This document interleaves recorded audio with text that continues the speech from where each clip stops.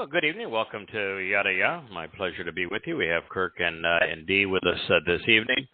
I have both good news and bad news this evening. The good news is that Jackie, working with David, trying to develop an idea that my wife Leah had maybe a year ago, which was to change the image on the homepage to a menorah that spun and that the candles lit, and it directed your attention to each of the 7 Moed Mikra as they relate to the 7 luminaries on the menorah. It has been done in a video animation that is soon going to make an appearance on the Yada Yahowah site. I got to see it both in full screen from the creator and also on a test site, and it's really a beautiful addition. So sometime in the next few days, I think you'll be able to see that menorah on the homepage, replacing the crowned lion. That's the good news. The bad news is that I am gradually and partially emerging from hell to bring you this program, and I have been doing so now for several weeks, although this week, and particularly today, the sojourn into hell was far deeper and far darker.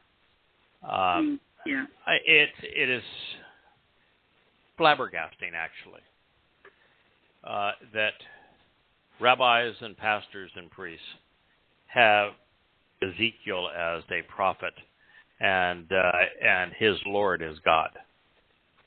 That is the most demented piece of trash ever perpetrated in the name of God. And listen, I mean, I am an expert on perverted trash. I've written the most comprehensive analysis of the Quran, and I've probably written the most comprehensive denunciations of Paul and his letters. When it comes to false prophets and their disgusting attempts at distinguishing themselves and their false gods, I have some credentials. But I've stammered. I'm stunned that Ezekiel found its way into the midst of what people call the Bible, and that he is considered a prophet, and that people give credence to the New Jerusalem and the Magog War and the images that he claims are of God that he saw in Babylon. And I'm going to leave it at this, is that I think I mentioned last week that the 16th chapter of Ezekiel was the worst thing I'd ever read. Yeah. Well, I can no longer say that. Yeah. Because the 23rd chapter of Ezekiel makes the 16th look like we're going to a Girl Scout camp, and maybe somebody stubbed their toe, and oh boy, it hurt. No, the 23rd chapter is something that is just beyond the pale, and it has tormented women, and particularly Jewish women, for 2,500 years.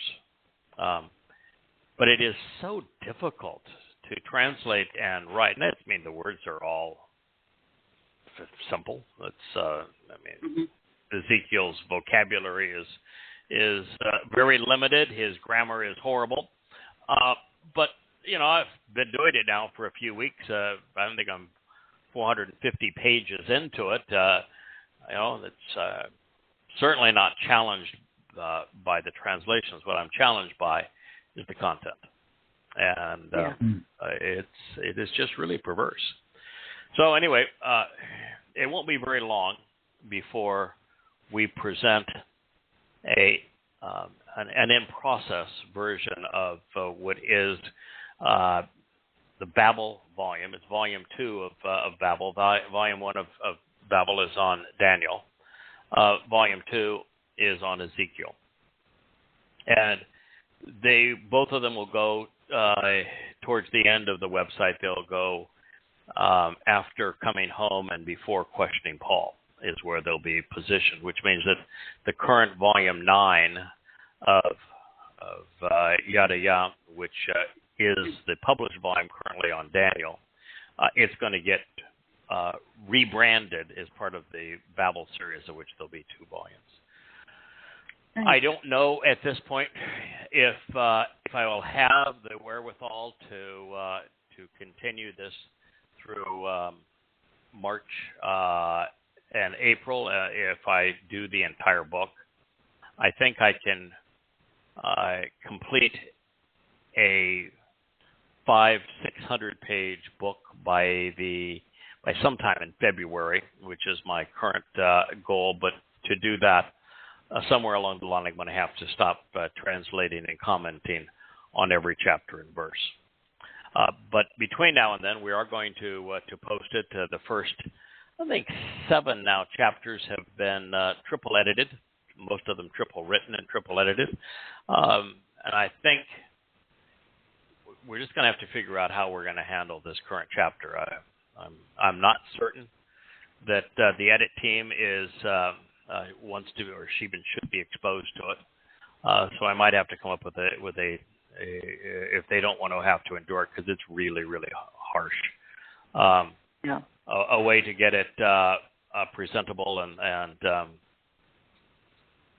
then decide how we present this book. But if there ever was a must-read for mature individuals who, particularly for women, who have been subjugated by religion, Christians who, for any one of the various sects, have been abused by religious parents or a religious husband or someone in a religious cult of one kind or another, or Haredim women who are really badly taken advantage of by men, or Muslims where a Muslim woman has no rights.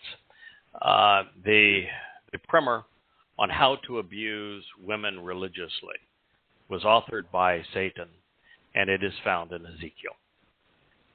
So Ezekiel, as it turns out, is exactly what Yahowah said would occur. Yahweh inspired Yahowah in the first 13 chapters to explain the consequence of his people being religious. And then he said in the birthplace of religion, Babylon, that Satan would rise and that he would pervert God's testimony to the point where he would be perceived as God. And then in Ezekiel, we're watching it happen. So Yahowah explains what would happen. Ezekiel is exactly how it has happened. And so it's a the first one to take Ezekiel to task, really. And divorce him from Yahweh. Yeah, I think divorcing Ezekiel from Yahweh and from his prophets and from his people and from women, liberating everyone from its curse, is a exceedingly important thing to do. Unfortunately, there is no way to do it without being willing to go into hell. It's like the Don Quixote song, I'd be willing to march into hell for a heavenly cause. Well, dealing with Ezekiel is that very thing. All right, we're going to go directly to where we were at the end of last week's program. We had just covered the first statement in Hosea 1, Hosea 4:1. The fourth chapter of Hosea is one of my very favorites. So we are embarking on something that I think is extraordinary. The book of Hosea was written for a singular purpose. And the purpose, well, it is a complex series of thoughts. Let me share with our listeners the purpose again, and then we'll turn to the text of the fourth chapter of Hosea. Yahweh had done everything he could to explain to his people that he was overtly anti-religious. and that so long as they were religious or political and were unwilling to walk away from the influence of Babylon, where religion was institutionalized and integrated into the government, that so long as they continued to reflect the religious ways of the Goyim, that they would not be able to have a relationship with him, that ultimately they would be estranged. And so his Torah explains that, his prophets explain that, and by the time we reach Hosea, Yah was exasperated. He says, I've done everything I can do. You know, with Yashayah, he says, I ran out of options. There's just no one who is capable or willing to listen to me and share my message with my people. So without anybody that I can speak through, without a willing ear even among my people, I have no other option to say goodbye for a very long time. It would be a 2,700-year timeout, all for bad behavior. Yah was saying, I'm going to have to divorce you. I'm going to have to separate myself from you. I can't tolerate you anymore. I haven't stopped loving you. I haven't stopped wanting to form a relationship with you, but you're not making it possible. And no matter what I do, you are making it worse. So I'm just going to stop doing it for a while, for a very, very long while. You're not going to hear from me. There's no one that I can talk through. There's no one that's willing to listen to me. So we're going to have a very, very long timeout.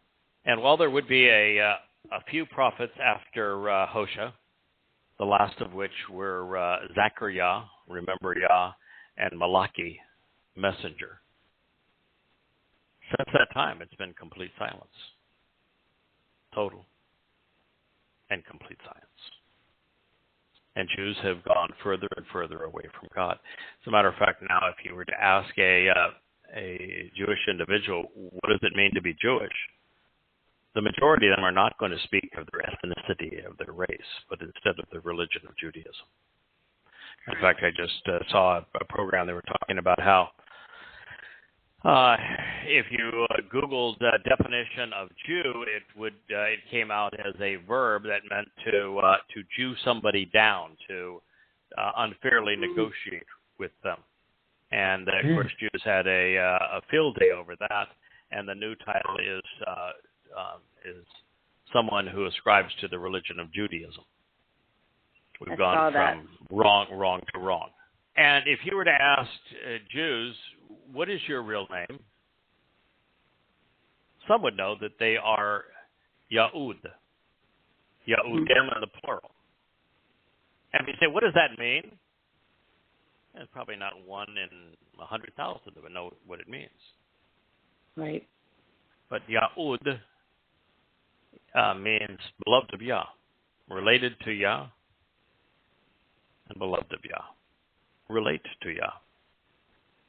And that will proudly, confidently, lovingly, respectfully convey Yahweh's name.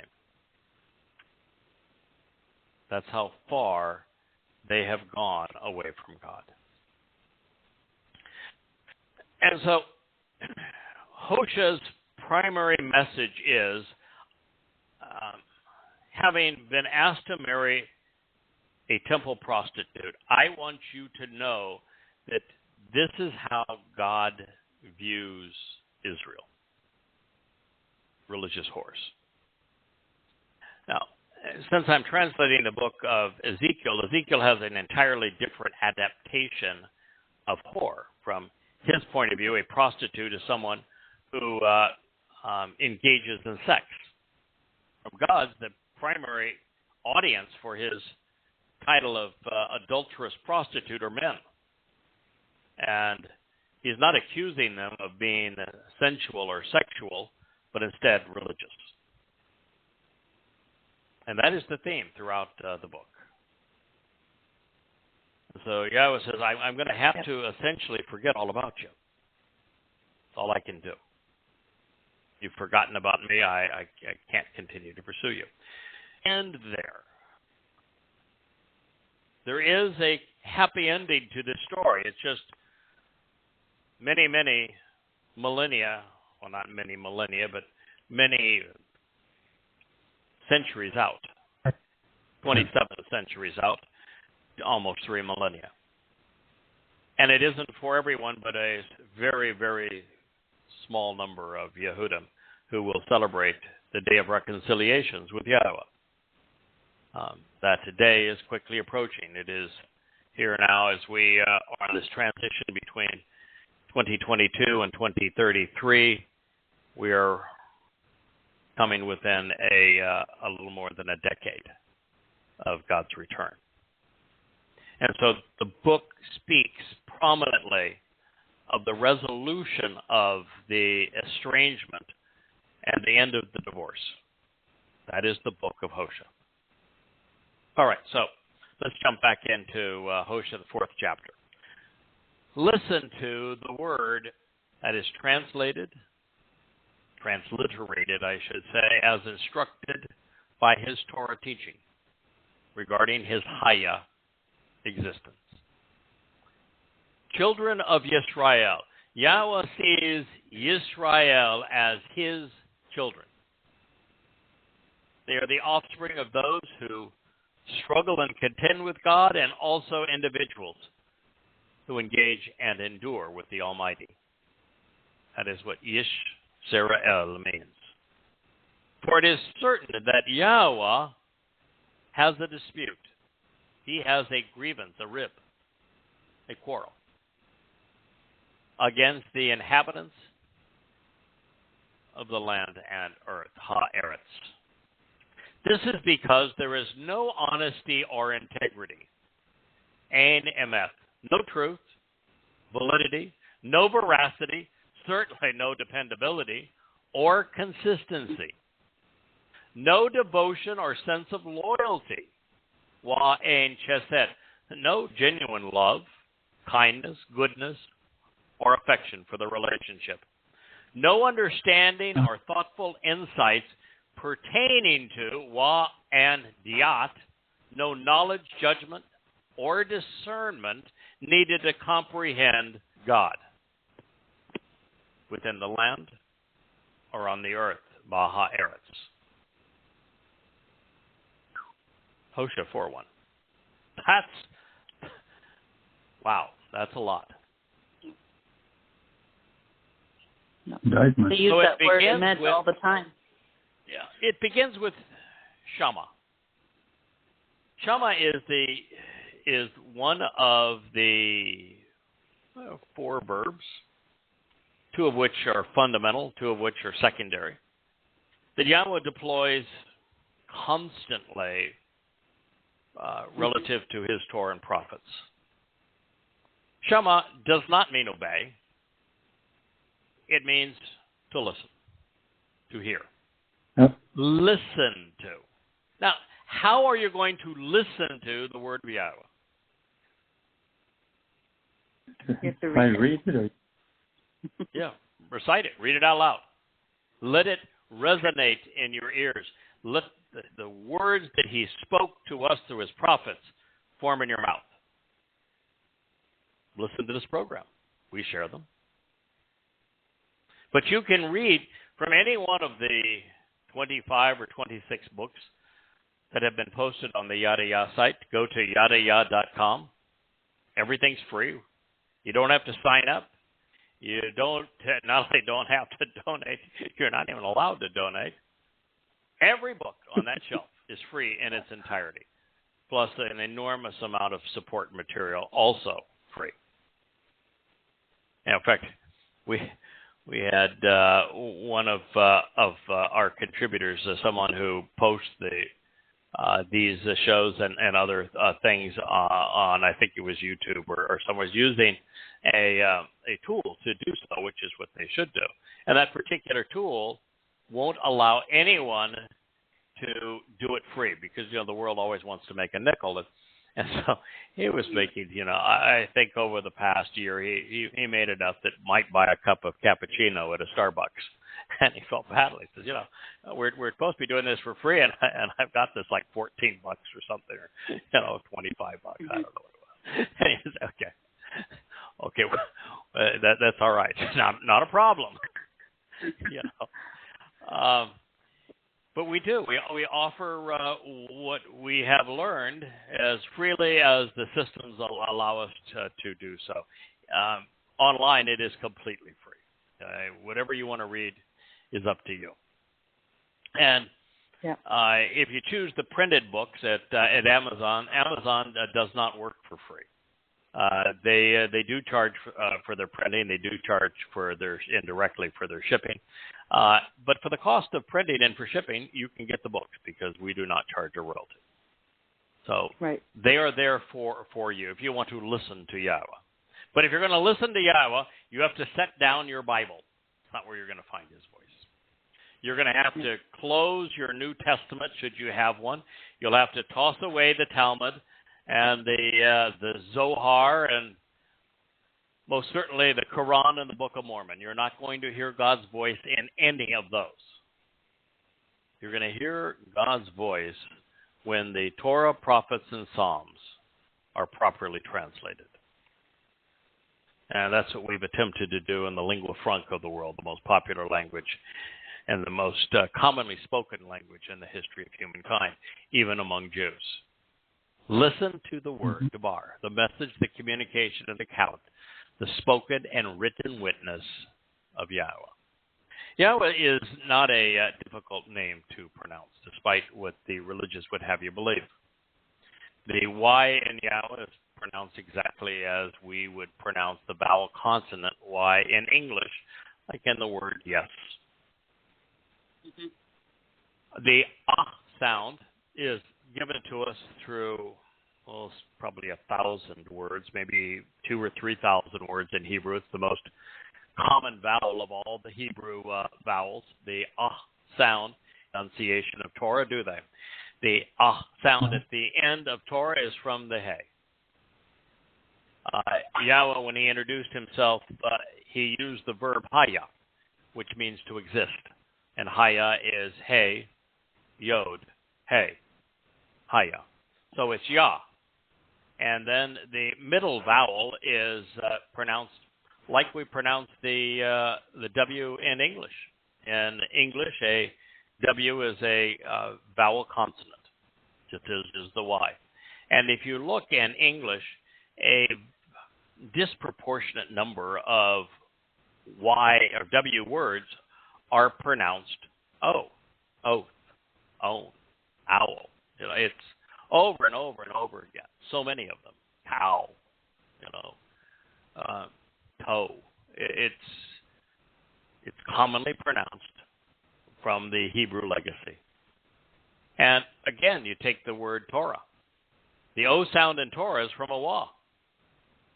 What is the most commonly repeated Hebrew word? Shalom. The O sound in Shalom from a Wah. Hey, again, is the last letter. It isn't complicated. All 4 letters in Yahowah's name, one of which is repeated, are vowels. There's 5 vowels and 17 consonants among the 22 Hebrew letters. It is Yahowah. Children of Yisrael, we explained that a moment ago. For it is certain that Yahowah has a dispute and grievance against the inhabitants of the land and the earth. Well, wouldn't you want to know why Israel, why almost no one on earth seems to have a relationship with Yahowah, where they don't know his name, where they don't know what he is offering, where they don't know what he is asking in return? Wouldn't you want to know? Yep, I do. Kidding? So Yahowah says, I have a dispute, a grievance, a rib. Then he explains it. What is my problem with you? 3 things. No honesty, no loyalty, no understanding. 1, 2, 3. No honesty, no integrity, no truth, no validity, no veracity, no certainty, no dependability, no consistency. You got none of it. Yep. You got religious faith, which is disgusting. No devotion, no sense of loyalty, no love for the relationship, and no understanding. No thoughtful insights pertaining to God. You just don't know me. You're not even honest in your search for me. And it's for darn sure you don't love me. I didn't say, my problem with you is you're not religious enough. No, the problem is you're too damn religious. He didn't say your problem is you don't believe. No, the problem is that you do believe. Stop believing. Start knowing. Start understanding.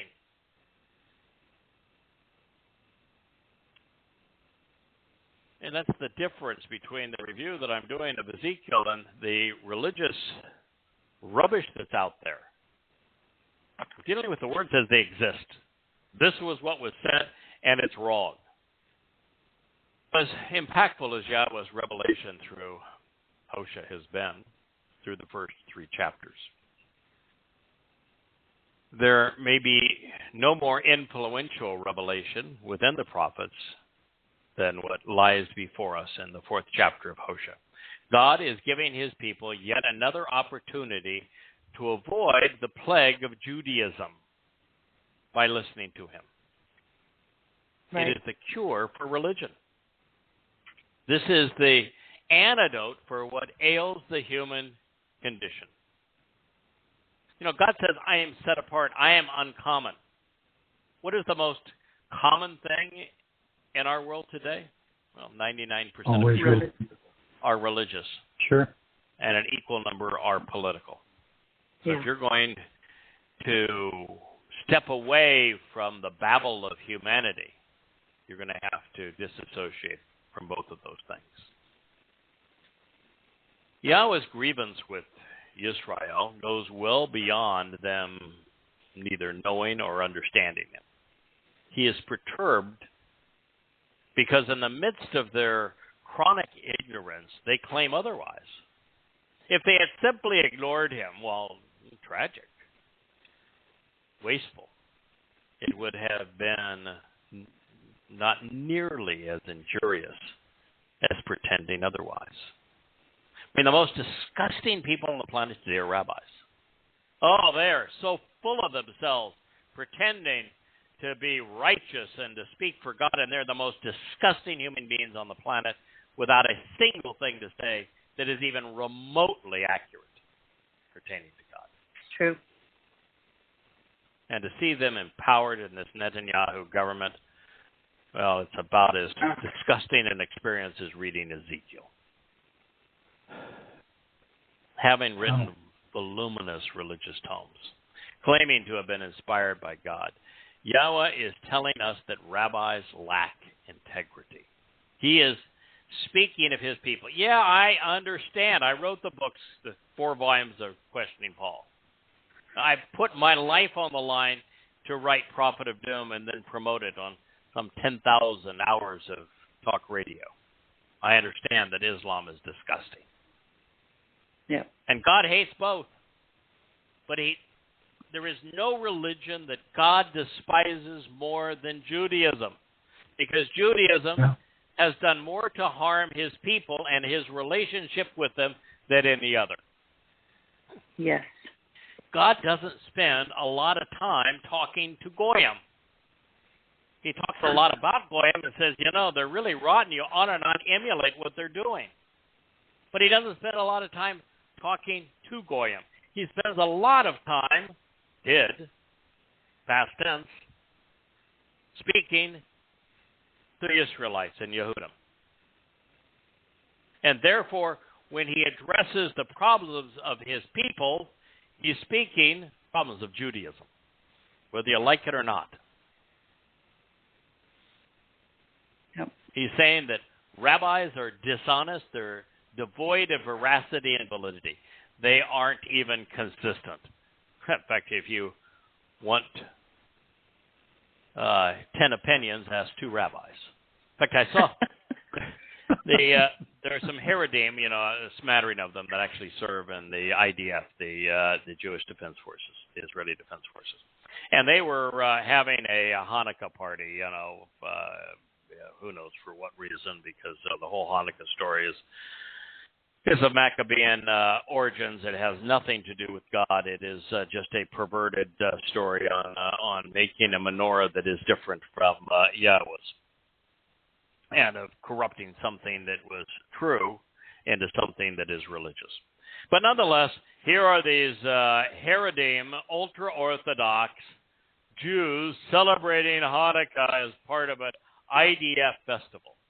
And a bunch of other Haredim, wearing their disgusting little black hats and morning suits, come to attack them, saying, "How could you do this? It's Greek of you to do it. You're corrupting our religion by celebrating Hanukkah." And of course, if I had been there, I'd said, "So, you're coming here on behalf of a religion that was conceived in the Ukraine in the 1800s by a man who didn't even bother to write that everything is projected back on him, Baal Shem Tov, and you want to pretend that I'm wrong because I'm honoring a festival of my people that goes back 2,300 years, and your damn religion is not even 300 years old." Right. Yes. Yeah. Who's wrong here? Well, both of them. Who's wrong? But one, yes. a big, you had a big rabbi that, with his ugly beard, and he was gesturing and cursing, and his son, who couldn't have been more than 12, wearing his little black hat, is right there, man. He is giving it to him. You are so brainwashed, you little squirt. God, just back out of the way. And if nothing else, be glad that there is actually a religious Jew that's willing to stand up and fight for the security of Israel, unlike you. Well, fact is, Jews are not consistent. There is nearly as many strains of Judaism as there are Jews. And by the way, they hate one another. Hate them. Yes. I mean, the Haredim, particularly now being promoted into this, I don't know, what do you call it, but this parliamentarian agreement with and consolidated government of Netanyahu, are all fighting for, like, even on immigration into Israel. Right. They want only the rabbis to be able to determine who qualifies. And, of course, the rabbis are only going to allow rabbis that are Haredim and nobody else. So that no Orthodox Jew, no Reform Jew is allowed to emigrate. Because why? Because the Haredim are breeding like rabbits, and they don't want any Jews coming in that will disrupt their claim to political authority. Right. Over the many years that I've been studying Yahweh's testimony, I have yet to find a single insight worth sharing. They may know many things, but when it comes to understanding, they are sorely lacking. One of the many reasons that the overwhelming preponderance of insights derived from the translations here in Yada Yahowah is unheralded, is because those who focus on the Hebrew text are typically blinded by their religion. Yahweh's message is so hostile to Judaism that they're absolutely incapable of seeing the words for what they represent. To comprehend God's testimony, we must first come to know Him. He and His words are one, inseparable, dependable, consistent and enduring, liberating and enlightening, uplifting. Rather than weave religion into the testimony, we do ourselves a service when we weed it out, looking for commandments to obey, we should seek instructions that emancipate. Great line. Yeah. Since Yahowah stated that this deplorable condition negatively influences his people, and that it would endure until rectified, with some finally changing their attitude during the last days, Rabbinic Judaism is the problem. The next line reads, "They will have sanctioned the curse of Allah." This is A-L-A-H with the Aleph. The Allah that is with the Ain is a verb that means to uplift. Well, the Allah with the Aleph means to invoke divine restrictions, bans, punishments. Speaks of curses, things that are lamentable, unrelenting burials. Yeah, the Allah in Hebrew that is spelled the same way as the fictitious God of Islam is a very dark word. They will have sanctioned the curse of Allah. They will cringe in fear, bow in submission, and be disowned for their deceptions, for promoting lies while annulling the relationship by being delusional. They will be murdered, and they will be murderous. They will kill and be killed. They will steal surreptitiously, purloining that which belongs to another. They will be deceptively misleading, fraudulent thieves. Then by continually and demonstrably committing religious infidelity, they will break all bounds in the diaspora. And they will be plagued by shedding of copious amounts of blood. I first read this in that in line. One of the things that struck me is that Jews have never been very good at shedding the blood of others. Yeah, they were one of the very few people that actually decimated a Roman legion, but they did. The Maccabees, for a time, overthrew. They were vicious. Some Greek garrisons. Certainly, in the last 70 years or so, Jews have been fairly adept at defending their homeland. But for the most part, the blood that Jews have shed has been their own. And I think that's what this means. And they've shed their blood because they haven't listened to Yahowah. A great example is the Assyrian assault on the northern kingdom of Israel versus the Assyrian assault on the southern kingdom of Judah. Mm-hmm. When the Assyrians came upon the northern kingdom, they demolished it. They depopulated it. They plundered it, and they took the surviving population away as slaves, and they disappeared into the ether of history. When they came back and decided that now we will sack and besiege and conquer the wealthiest of the cities, we will take Jerusalem. They ran into a little problem. It was called Pesach, Matzah, and Bakurim. Hezekiah had stumbled upon a copy of the Torah, and he read it and says, "Holy crap, are we in trouble? We got religious shit everywhere. We need to clean house. This is really bad. Not only do we have the Assyrians bearing down on us, we have no access to God.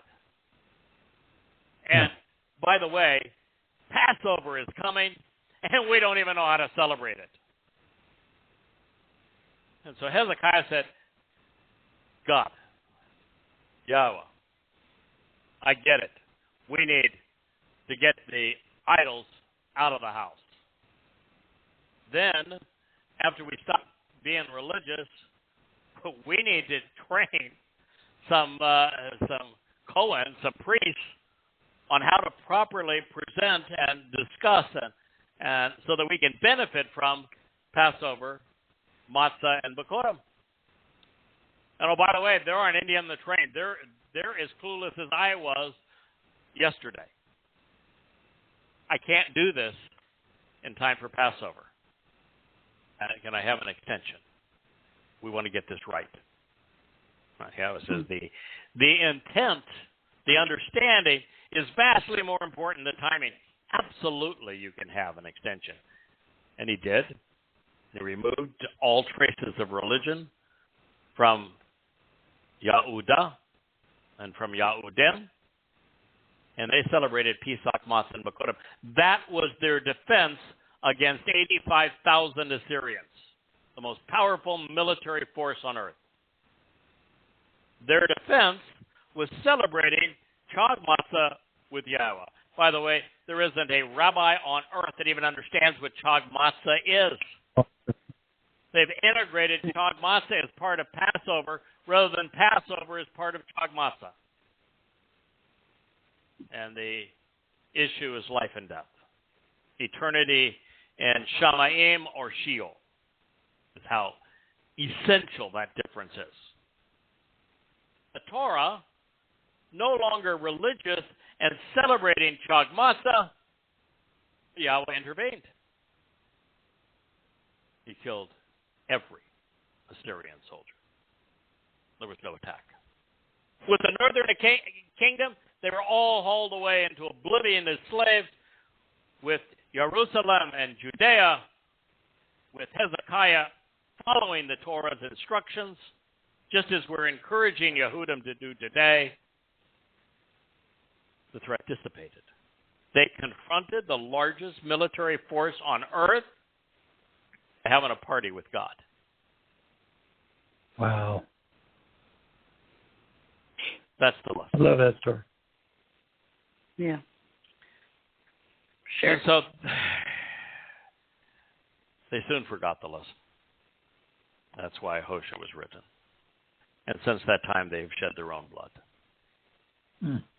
And the Romans were vicious to them. The Greeks were vicious to them. Oh, yeah. Yep. The Babylonians were vicious to them. Mm-hmm. The Muslims were vicious towards them. The Christians were vicious towards them. The Nazis were vicious towards them. Their blood has been shed. Egypt. Ukraine. So, yeah. This is Yahweh's follow-on statement. It's Hosea 4:2. They will cringe in fear, bow in submission, and be disowned for their deceptions. They will be murdered and murderous. They will steal surreptitiously purloining which belongs to another, and then they will continuously and demonstrably commit religious infidelity. They will break all bounds in diaspora, and they will be plagued by shedding copious amounts of blood. It is a scathing indictment of a consequence of rabbinic Judaism. And it is all actionable and demonstrable with one demeaning verb following another. Allah, kashach, ratach, ganab, na'af, paras, and naga. It's hard to imagine anything worse. In Hebrew, which is the basis of Arabic, Allah, is a pejorative. It means to curse, to invoke divine harm. Those who Allah bind themselves to a lamentable oath, resulting in untold grief and endless burials. Allah is unfit and incapable, harmful and cursed. He is untruthful. Such is the nature of false gods. And do not be fooled. Allah is not the Arabic word for God. God is similar in Arabic to its origin in Hebrew, albeit with an interesting twist. Ilah versus El.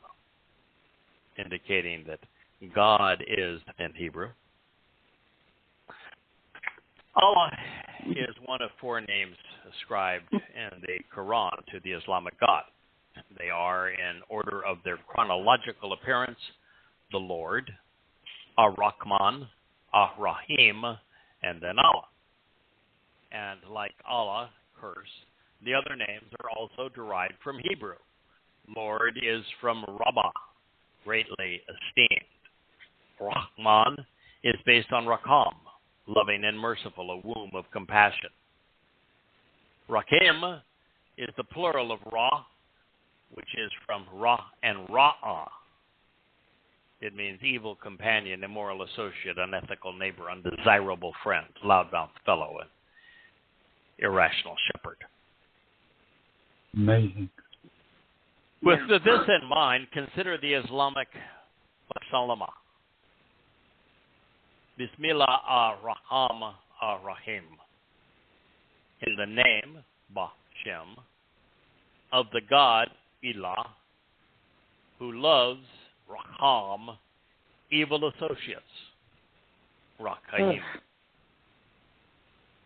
Ever the condescending one, Satan revealed his true nature in Islam, and nary a fool is wiser for it. And speaking of fools, the Quran is from the Hebrew word kara, to read and recite, neither of which Muhammad was capable of doing. Professor this week was fired at a university because he taught a class on Islamic art, and some of the pictures were from the, 12th, 14th, 15th century, and there were pictures of Muhammad. Not that anybody even knew what Muhammad looked like, but anyway, there are pictures of somebody wearing a turban and say, "Oh, I'm Muhammad." And so the Islamic students called for him being fired, and he was fired. Wow. Yeah, pretty wild. Hosea 4:2 is prophetic, with Yahweh blaming rabbis for their role in creating the curse of Allah 1,500 years in advance of their complicity. You heard that correctly. Wow. Hosea 4:2 is prophetic, with Yahweh blaming rabbis for their role in creating the curse of Allah 1,500 years in advance of their complicity. For those who have studied the Quran and Hadith, or have just read Prophet of Doom, you are aware that Muhammad paid rabbis in Yathrib for Talmud recitals, which he then bastardized to create the Quran, twisting those stories to serve his perverted interests. The ink was not yet dry on the Babylonian Talmud, and the rabbis were hawking it for cash. And as a result, Jews would be kalash, cringe in fear and bow in submission while being disowned for the cringeworthy deceptions incorporated into the curse of Allah. Had Jews, rabbis, not sold their Talmud stories to Muhammad, which he then incorporated into Islam to make the Quran seem credible, Islam would not exist today. Yes, you can blame rabbis almost exclusively for the existence of Islam.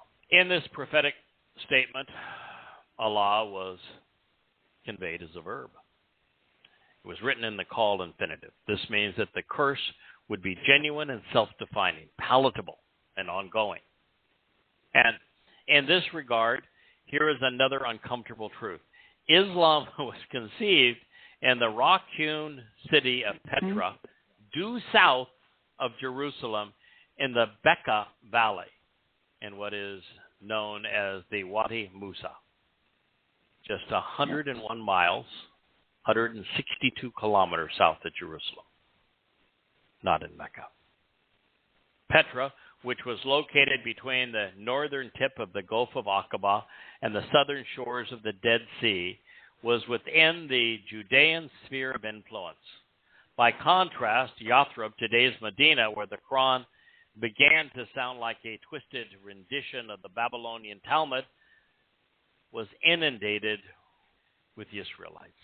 Their presence was a legacy of the northern kingdom, hauled into captivity by the Assyrians and not returning until they were booted out by Muslims following the establishment of Israel. Kakash is especially revealing in a religious discussion. It means to deceive by telling lies and acting deceptively. It is to deny the truth.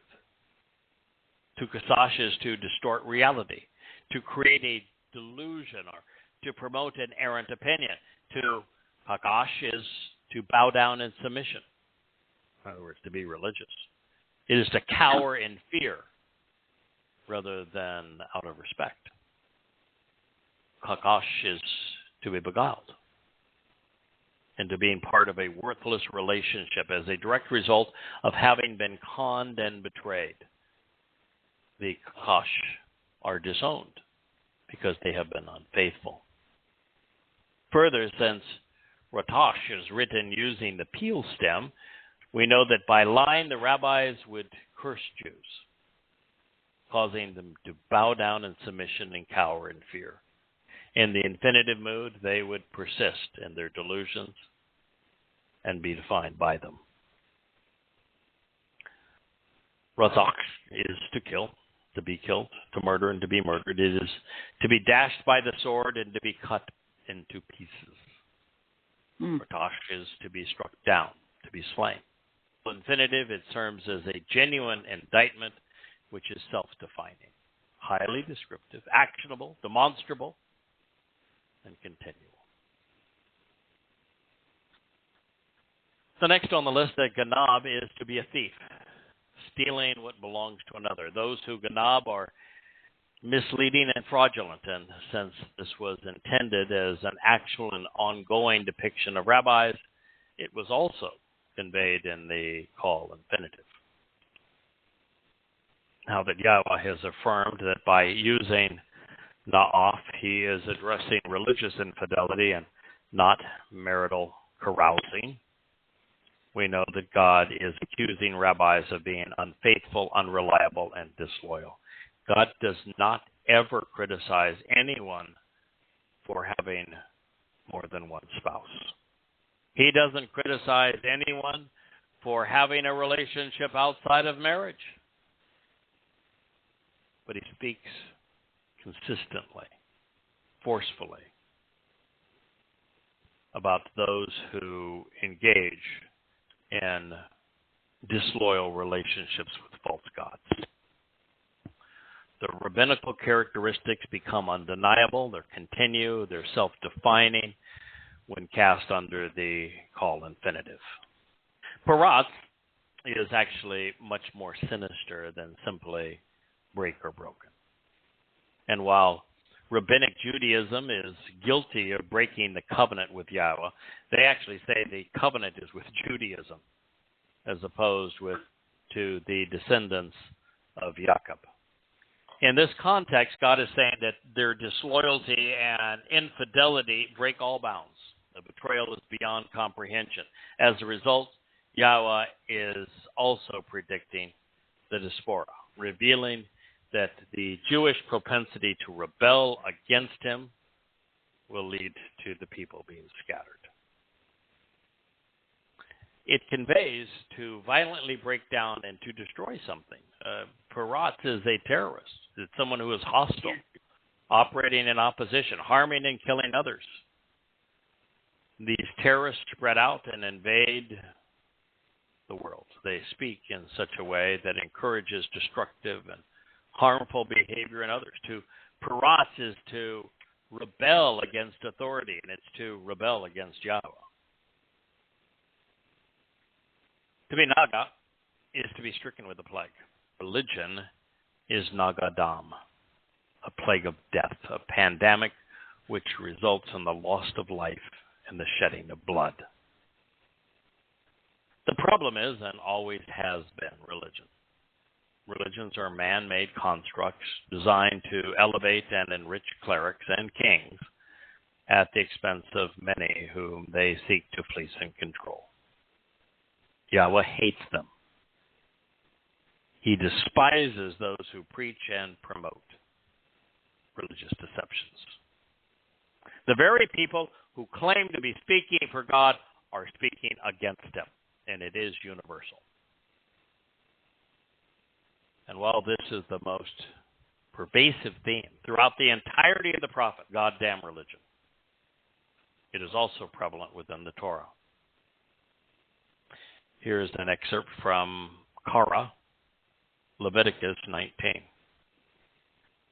Yahweh spoke to, sharing words with Moshe, to share the message with the entire community of eternal witnesses to the restoring testimony among Bnei Yisrael, the children who engage and endure with God, saying to them, you should genuinely and continually be set apart, be special and uncommon, for I, Yahweh, your God, am set apart, special and uncommon. Kodesh. Torah, called out, Leviticus 19:2. To be set apart is to be removed from the prevalence of mankind's most common toxin, not forfeit your life to religion. The fact is, Israel did, establishing countless variations of Judaism. The people forfeited not only their birthright, but also the opportunity to serve as Yahweh's prophets and witnesses, conveying his eternal and restoring testimony. Among millions of Jews, there would be fewer than 40 of them. And this is because they preferred listening to their religious leaders rather than the God of the relationship. Yep. Do not approach, turn to, or appear in the presence of false gods, objects of worship, or religious imagery. Do not engage on behalf of, perform in association with, or attempt to fashion for yourself gods which are cast or considered anointed. I am Yahowah, your God. God begged his people not to be religious. And yet, they defied him, becoming the only ethnicity indistinguishable from their religion. Talk about defiance. That's true. When a person says they are Jewish, it is typically an admission of the religion of Judaism. This condition is so pervasive, most people cannot distinguish between the two. This is not by accident, because the rabbis in charge of immigration into Israel use proof of adherence to ultra-Orthodox Judaism as their litmus test for eligibility. You should not make a habit of stealing, nor should you consistently feign obedience, act deceptively, convey that which is not true, or bear false witness. Do not lie to, mislead, or betray an individual within the community. Mm-hmm. Do not swear an oath or make a promise in my name which is deceptive, misleading, or false, and in so doing profane, defile, and dishonor the name of your God. I am Yahweh. The religious all feign obedience. Oh, they're good at that. Which means that they are trying to fool themselves and others that they are devout. The realization that they do not practice what they preach is manifest in the realization that rabbis are in it for the money, and that they are more abusive towards women and children than Catholic priests. It's all a lie. Their onerous and regimented lives, their restrictive and ignorant faith, their duplicitous and argumentative words, and their dour religious apparel. Rotten to the core. In their words and deeds, religious Jews have dishonored the name of God, going so far as to not only misrepresent him in their Talmud, but erase his name from his Torah. And if that was not sufficiently deceptive, they called their Talmud the Torah. They do. And the next chapter of his Torah guidance, and within Korah 21 through 7, Yahweh stays on theme. This is what he said.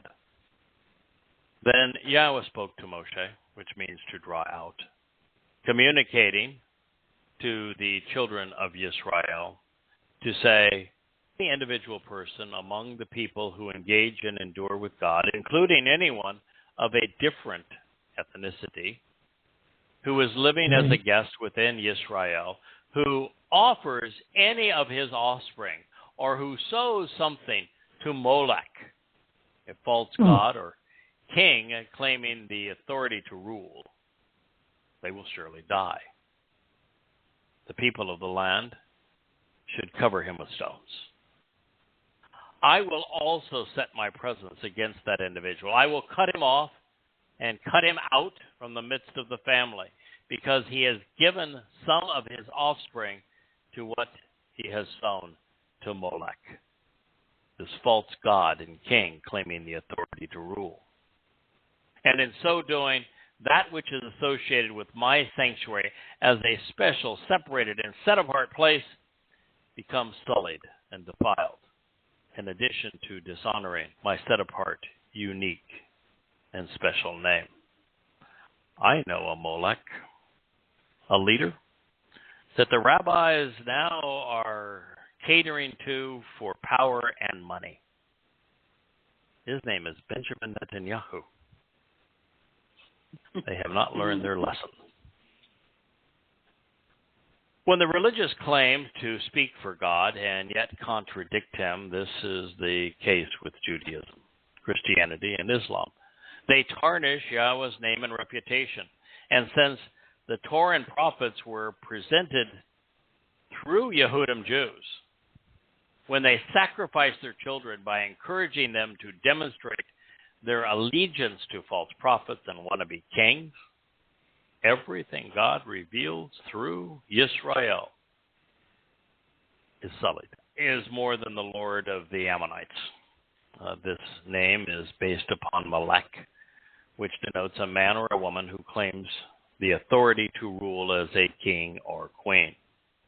As such, this statement defines what the world is doing every day by turning children over to the false rhetoric of disingenuous leaders chasing after false gods.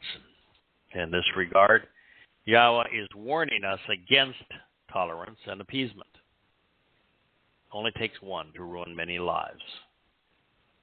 Religion is a particularly infectious disease.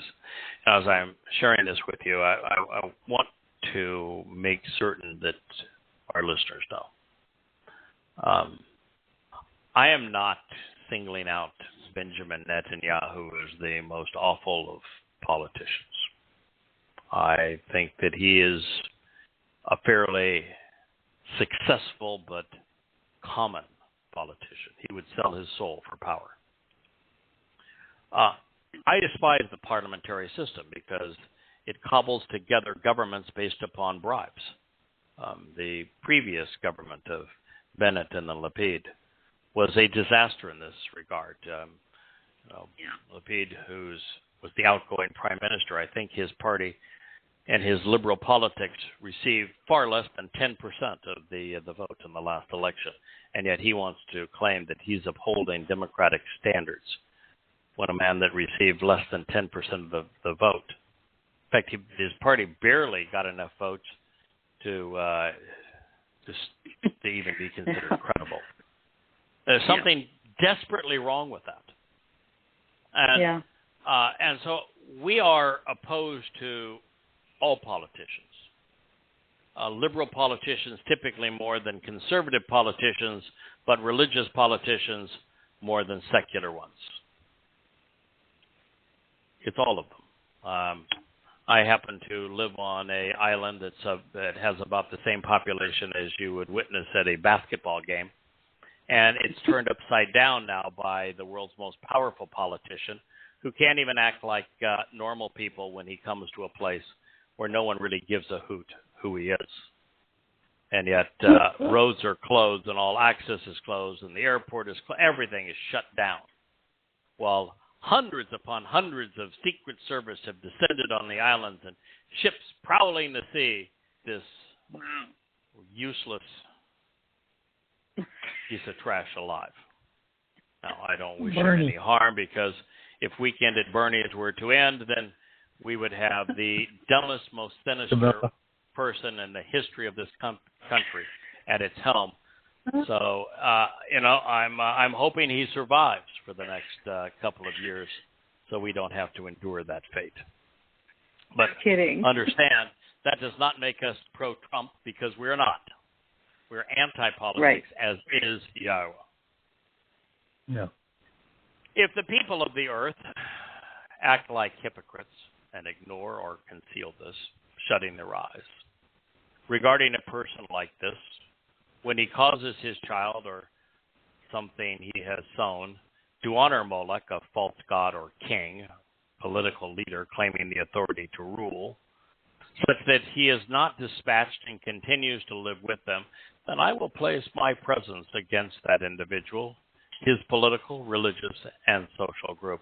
I will banish them, severing them from among the family and people, among those who follow him, into prostitution, feigning love for money, soliciting an unfaithful and inappropriate relationship by pursuing, even at a later time, Molech, this false god and political leader. Torah 25. It is better that the one carrying the infectious disease is quarantined than to have the entire community get sick and die. When we support the first weed in the garden, we do risk losing the entire crop to the invasive threat.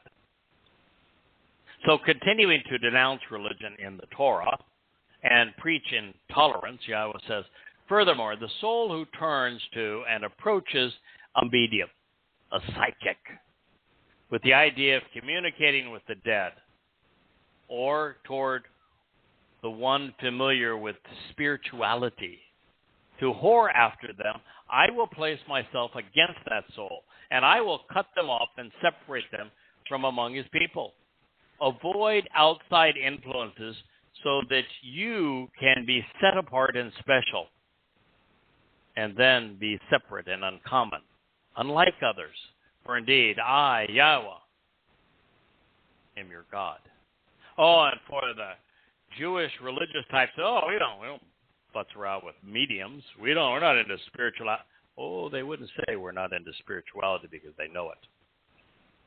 The Zohar and Kabbalah are inseparable from Rabbinic Judaism, and they are the spiritualism of the religion.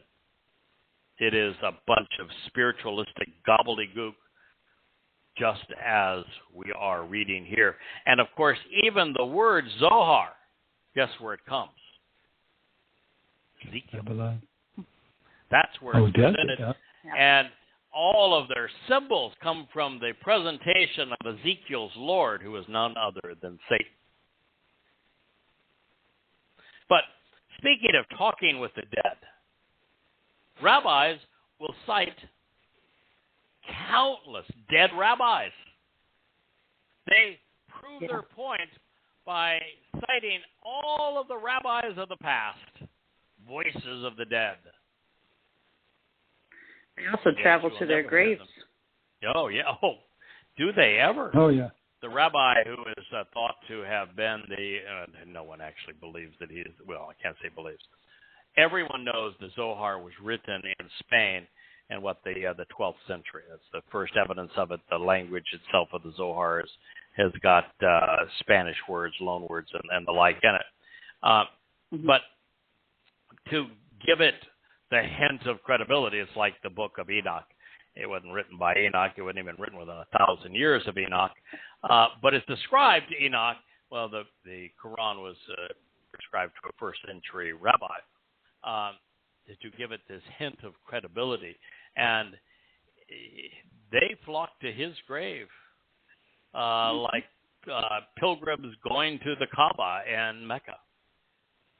Totally, it's just bad. And to see this mass of black going there, it's just this massive plague of death, the Black Death of Rabbinic Judaism. But that is what God is speaking of. This speaking with the dead. It is a dead ringer for Rabbinic Judaism. Yeah. Clearly, there is a direct correlation between prostitution and religion according to God. And that was the reason we turned to the Torah, wanting the assurance that we were correct. The institution that would claim that it is a moral bastion against prostitution and whores is leading the parade of harlots. Yahweh wanted the opposite for his people. His intent was for Yisrael to be separate and distinct from Gentile nations. God was appalled that human civilizations are defined by their religiosity. Look at Asher, named after Asherah, the goddess, Queen of Heaven, Mother of God, Dawn and Child, basis of Easter. Look at Babylon, from Babel, with the Lord, with Baal, Ba-Bel, the Hebrew basis for Bible, which means confusion through intermixing.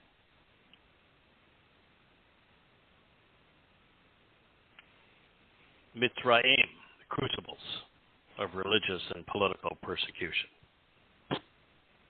Yeah. Well, even the religious will denounce mediums, psychics, and attempt to communicate with any attempts to communicate with the dead. Most venerate their perceived saints, their sages and prophets, reveling actually in their ancient pronouncements. And since these rituals are clearly religious, by defining and denouncing these practices, even the religious are seen tending towards what God is describing as satanic, occultish. Yeah. Incidentally, since Yahweh distinguished his witness with his name, one of the earliest ways to determine if someone is speaking for God or for himself is to look for the divine stamp of approval and authenticity. You often, if you do not see Yahweh's name, for example, presented throughout the text, it was not inspired by God. This test, however, does not mean that just because you see Yahweh's name, it was inspired by God. For example, the book of Ezekiel, it is constantly littered with "my Lord," and as I say, this is not him. It is Satan wanting to be perceived as Yahweh. But the lack of Yahweh's name is sufficient in itself to scrap the Christian New Testament, the Talmud, and the Quran. Every significant civilization in human history was overtly religious. That's how the civilizations were formed. That was their justification for imposing their caste system, for their king and queens claiming the authority to rule, for their armies to march, for the subjugation of others. The rulers always supported the priests, and the priests universally endorsed the political leaders. This was probably more evident in Egypt, where they memorialized this in stone than in any other place. Even their militaries marched to the edicts of clerics and kings. And if all else fails, the leader simply claimed to be God. Look what happened in Imperial Rome. They all claimed to be God. Every Babylonian king claimed to be God. Every pharaoh claimed to be God. Yep. And they all imposed caste systems, limiting everyone else's freedom, affording the people no choice in what to believe, where to live or work. And these limitations are the ones that Yahweh detests. He is a libertarian. Man is not. Moreover, you should not follow in the customs and traditions of the Gentile nation, which for the benefit of the relationship I will send away before your appearance. This is because they have engaged in and done all of these things, and this is why I am disgusted by them. Therefore, I have promised you that you will inherit their soil. I am giving it to you as an inheritance. It is a land flowing with milk and honey. I, Yahweh, your God, who, to show you the way to the benefits of the relationship, separated you. I distinguished and I differentiated you from these people and their nations. I told you that God very seldom speaks to Goyim, but he speaks of them. And what he has to say of them is not good. Don't follow in their ways. God is disgusted by them. And yet, what have Jews done? They went to God and said, we want Saul to be our king like, well, the kings of all of the Gentile nations. Mm-hmm. And then they chose to be religious, incorporating all the religious beliefs of all of the nations surrounding them. God's instructions, his intent are clear. Since he abhors the culture of man, which is universally religious, political, and materialistic, he wanted his people to be different. Israel was to be the shining example of a much better life without the controlling and oppressive influence of clerics and kings. It was to be like Hezekiah's experience with Chagmatzah. Don't worry about defeating the Assyrians. I'll take care of that. Let's just have a good time together.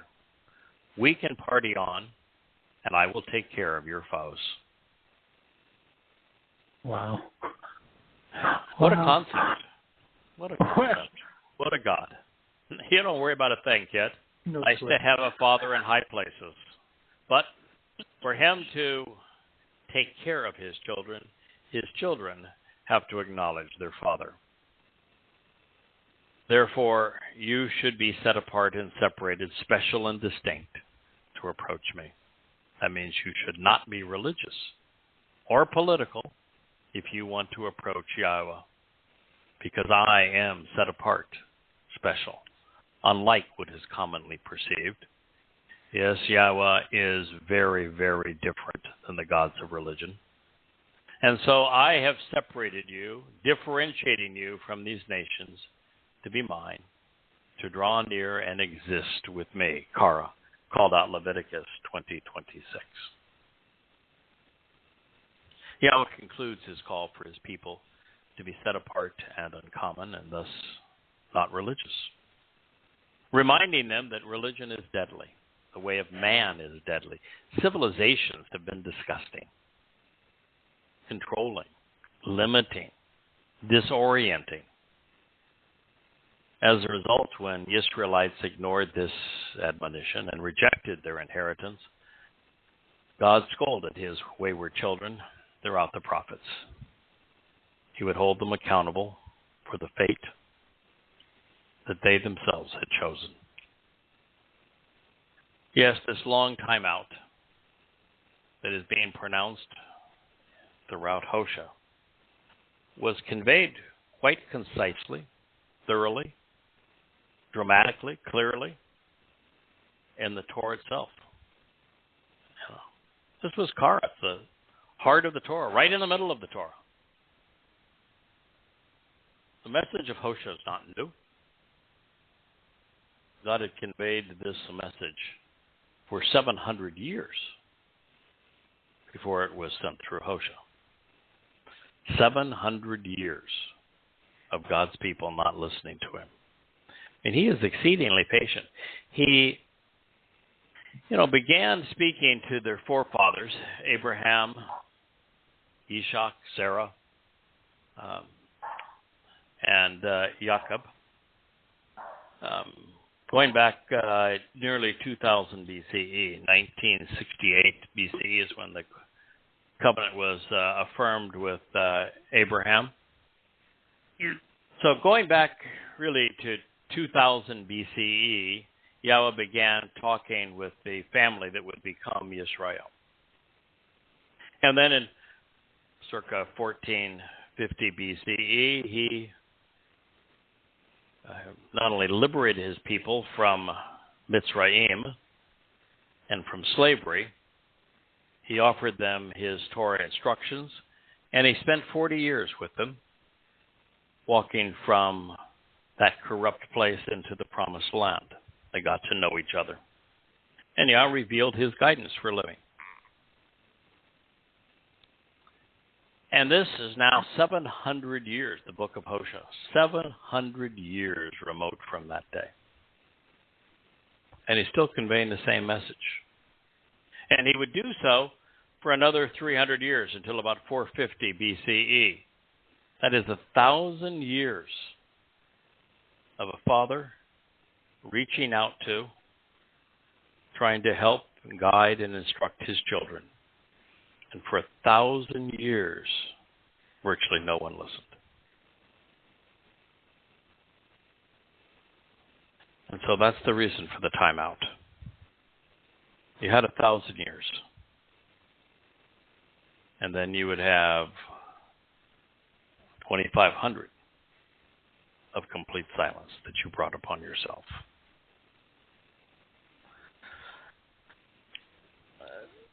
Since we commenced our review of the 4th chapter of Hosea, almost an hour and a half ago, let me share a quick review and then we'll move on. Listen to the word of Yahweh, children of Yisrael, for it is certain that Yahweh has a dispute and grievance against the inhabitants of the land and earth. This is because there is no honesty or integrity, no devotion or sense of loyalty, no understanding or even thoughtful insight pertaining to God in the land or on the earth.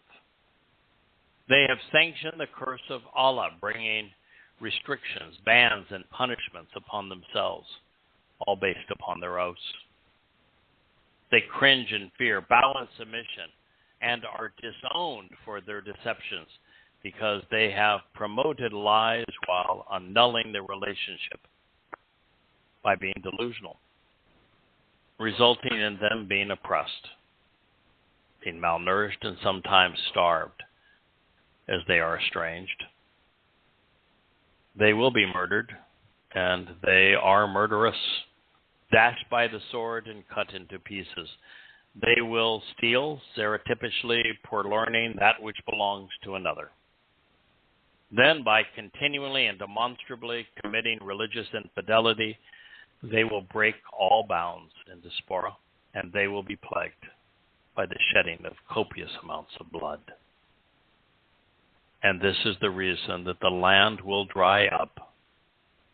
All who live within it, including the animals of the expansive region beyond and along with the birds of the sky and even the fish of the lakes, rivers, and seas, will have to fight for survival. Hosea 4:3. And as it has happened just that way throughout the entire region, and for this very reason, yet no one should blame, plead, or quarrel with a lone individual. He should not make a practice of arguing with or judging a single person, an ish, one individual. This is because your people are just like the argumentative and contentious nature of the priest. Hosea 4:4. You know, the rabbis will preclude the Haredim from engaging online, from calling people that could prove their religion as a fraud, for having access to the truth. They even demand that they have kosher phones. The kosher phones are restricted, keeping religious Jews in the dark. And yet they will send out their goons, the flying monkeys, to harass a voice that isn't afraid of them. So God says, then yes, no one should blame, plead with, or quarrel with a lone individual. He should not make a practice of arguing with or judging a single person. And why is it a single person? Because we live in a world where for 2,700 years, God could find no one. And God typically works with one person at a time. And so since the wrong are those who are part of the many, and the right is singled out, special, distinct, set apart, different. He's saying that the many should never argue with a single person, because the many are always wrong. Your people are the many. They are argumentative. They are contentious in nature. Now, I agree with Yahowah. And as it is with me, it is also a pet peeve for him. It is inappropriate to blame Nazi Germany, for example, solely on Hitler, the Soviet Union on Marx, Lenin, or Stalin, or Communist China on Mao Zedong. Likewise, it is wrong to blame Judaism solely on Akiba, Christianity on Paul, or Islam on Muhammad. The invasions of Yehuda by Rome were not exclusively the fault of Vespasian or Hadrian. Many are required to start a religion, a revolution, or an invasion. And so from a modern perspective, Putin isn't even the lead culprit with regard to the war in Ukraine, although he is blamed 99.999% of the time. We are still recording, no longer broadcasting. We can just spend a moment of recap. And pretty intense as we go through and hear Yahowah besmirch that which is common, that which is profane, that which is not set apart, and therefore the things that are popular, men and women. The single most popular thing worldwide with men and women is religion. The second most is politics. Yeah. And yet we think these are all positive things. That's what we've been trained to believe, but from God's point of view, then they are the most counterproductive to forming a relationship with Him. It is surprising. I'm sure that if you were a Jewish individual and you're listening to this program for the first time, and you hear someone say that there's nothing that God despises more than Judaism, nothing that has harmed the Jewish people more than Judaism, that it's got to be shocking to the system. Mm-hmm. Yeah. And yet when you read the word of Yahowah, there's no denying it. Yeah. When you look at the history of Jews, there's no denying it either. You know, even in the birth of Christianity, it would not exist without Jews. Not only was the founder of the Christian religion Jewish, Paul, he was a rabbinic student, claimed to be the best rabbinic student. He knew the Torah, prophets, and Psalms. He twisted them almost expertly to justify his religion. And it was really the rabbinic failure to recognize Yosha as the Passover lamb that allowed Christianity to take root. Yeah. It was rabbinic Judaism's failure to acknowledge that Dowd is the returning Messiah, and that according to Yahowah, Dowd is the Son of God, that their failure to acknowledge this and to tell Christians that you're nuts. This Jesus isn't the Christ. In fact, when you read the only pronouncement of a Messiah in the 9th chapter of Daniel, it is not only presented by Dowd, but it's about Dowd. And it most certainly wasn't fulfilled 2,000 years ago. Right. And so why didn't the rabbis point this out? That the Passover lamb isn't the Son of God, the Passover lamb isn't the Messiah, the Passover lamb isn't the shepherd, the Passover lamb is not resurrected. Yeah. That Yosha, which means Yahweh saved, came to fulfill Isaac. There's no religion in that. There's no Messiah. There's no Son of God. If they had simply known the truth, spoken the truth, there would have been no Christianity. Without Christianity, 2,000 years of subjugation in Europe and around the world would not have occurred.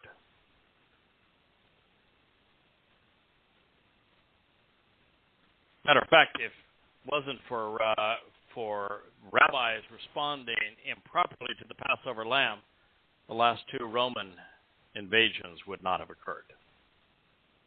Yeah, that's true. So, Judaism is responsible for Christianity. Judaism is responsible for Islam.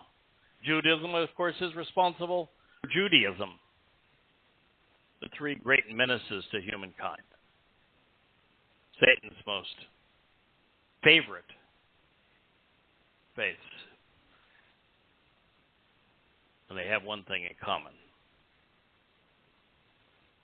and that is the destruction, the death, the demonization of Jews, the degradation of Jews, the separation of Jews from their God. So these are truths as profound as Yahweh's name. Profound as recognizing the Torah doesn't mean law, it means teaching and guidance. Right. As profound as the realization that God hates religion more than anything else. The realization that God does not want to be obeyed. He does not want to be worshipped. He has no interest in your prayers. All of that is a waste of time. In fact, it's counterproductive. God wants to lift his children up, not have his children lift him up. God wants us to listen to him, not yabber at him. God wants to be perceived as our Father, not as our Lord. God wishes to teach us, not boss us around.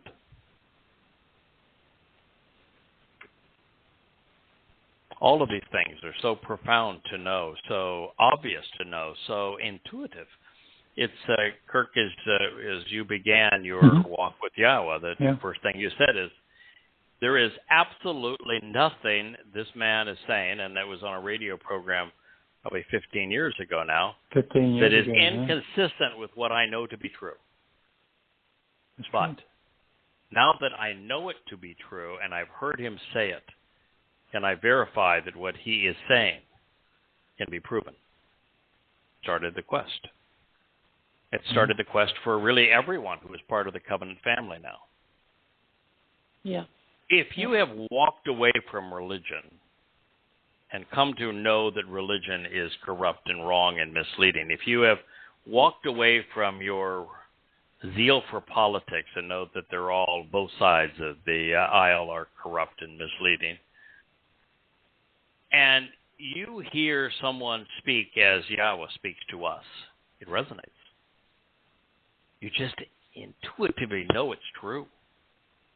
Mm-hmm. And then when you find that it's all proven by God's testimony, and that testimony is presented in a way that you can verify each word for yourself. That's the reason why we'd encourage you to go read the book, because you read the books, particularly online, you can, on any word, every Hebrew word is put within the parenthetical that provides for the definition. Copy it and paste it into a search engine. Yeah. Verify that our translations are accurate. Because if they're accurate, conclusions are accurate. Mm-hmm. And they are.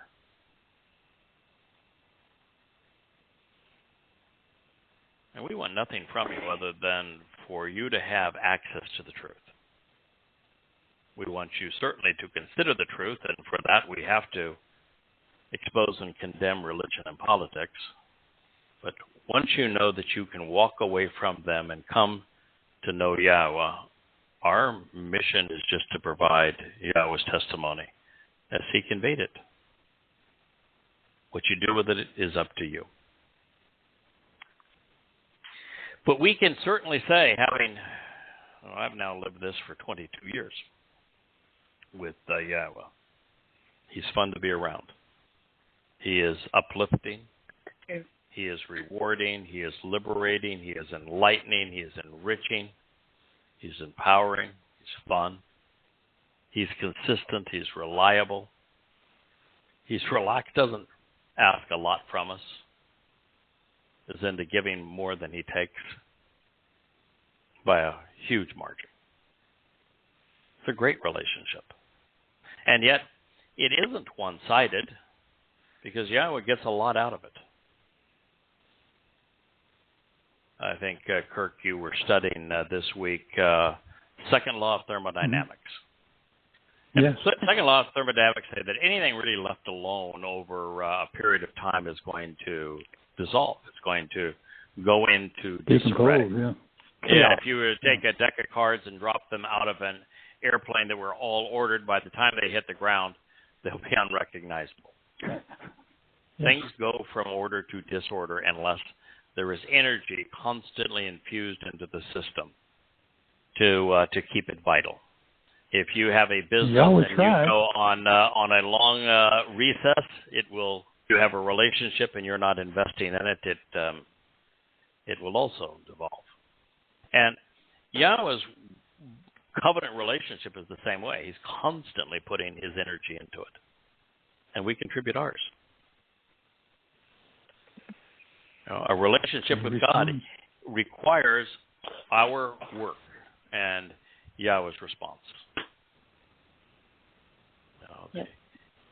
God's going to create a new universe with us as participants because, again, it's things either grow or they die.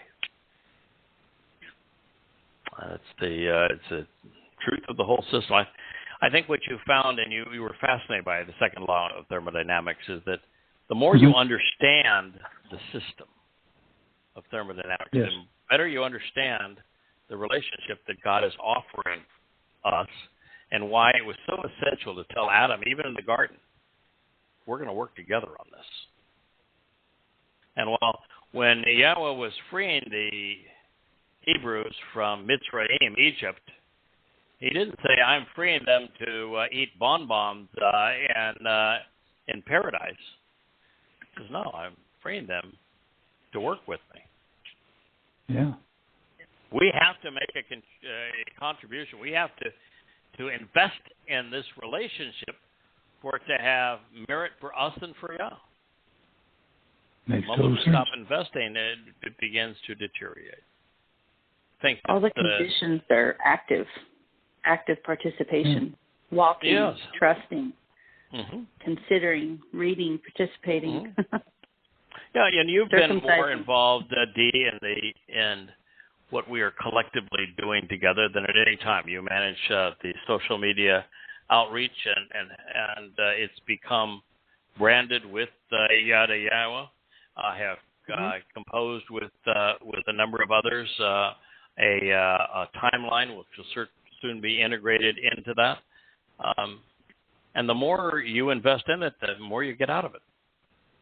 It's its own reward. I tell people all the time. I almost feel like I am on a payroll of insights. I get so much out of what I'm doing by participating that the reward is monumental. I never thought it would be like this. Yeah, it gives you a great sense of purpose, of worth, of joy, totally, of belonging, of loving, of caring, of growing, of security. Confidence. Yes. Yeah, confidence, worth. It's a tremendous. And it's a benefit you can share with your whole family. Yeah, it's true. And it's not only a benefit you can share with your whole family and others, the more who participate, the richer the experience is. Sure. And look at all the friends I've made along the way. I mean, I love Yah's family, all the people that I've met. Yeah. It's been a blast, totally. Yeah. So we would encourage those of you who are listening, give Yahweh a chance. You'll like him. And if you don't like what you hear, then you are free to make any choice that you want. And one of the great surprises and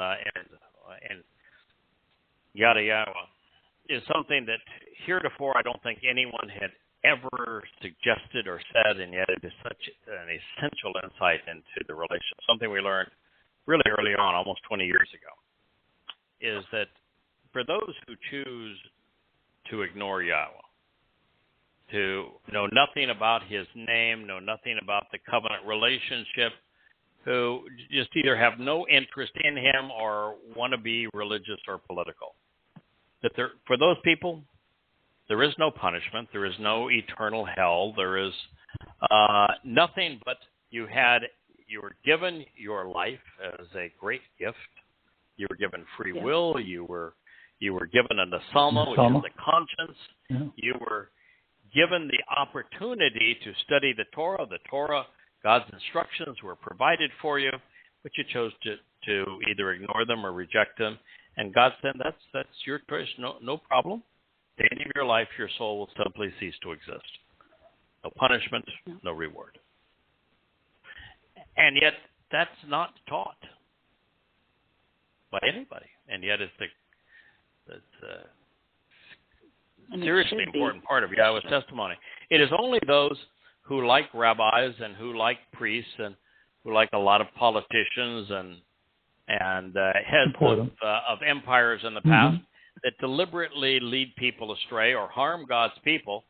There is a place of recompense, of consequence, a penalty for having done those things. And that place of penalty does not have fires. It doesn't have any tortures. It's just an eternity separated from God. It's called Sheol, known as hell. Who attend and reply to Yahweh's 7 Moed Mikra, who are guided by his Torah, who love Yahweh's name, there is Shamaim. There is life in the covenant family. Yeah, food, all these feasts, such good food. You can't not enjoy yourself. Yeah. Yeah, and so those are the options, and they're all 3 of them, and everybody gets a choice, and you get what you have chosen. All fair. And for those who are listening, we hope that you choose to listen to Yahweh. We choose to accept what he is offering and embrace what he is asking in return. And now you know that the first thing, the prerequisite that Yahweh is requesting is you cease being religious, that you walk away from Babel, he takes on your life. And then, because you're no longer relying on those things, you walk to God through the Moed Mikra, particularly celebrating Chag Matzah, and allow our Father to protect us and to perfect us so that he can not only make us immortal, but adopt us into his family. That's the beginning of the path. Well, anyway, pleasure to be with you this evening. Love the book of Hosea. It's a pleasure to get out of Ezekiel, even if it's for a couple of hours. And I'm looking forward to seeing the new menorah shining brightly on the Yada Yahowah page, which it will very shortly. So thank you all. I appreciate you, Kirk. I appreciate you, Dee. Thank you, one and all. Have a wonderful Shabbat. Good night. Shalom. Yeah, shalom, y'all. Shabbat shalom. Bye.